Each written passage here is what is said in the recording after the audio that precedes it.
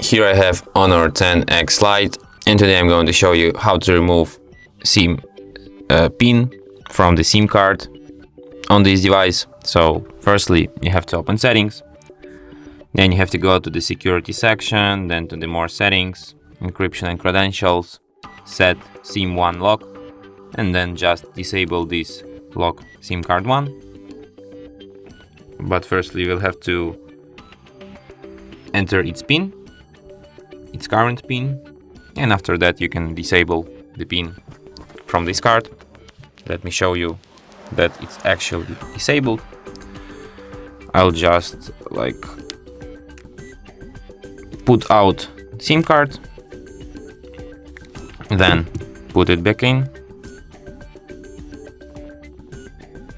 and as you can see, it requires no pin code because the SIM card has no pin code, so I don't need to enter pin code right now after I inserted it. And that's it. Thanks for watching. If you find this tutorial useful, don't forget to hit that like button and subscribe to our channel.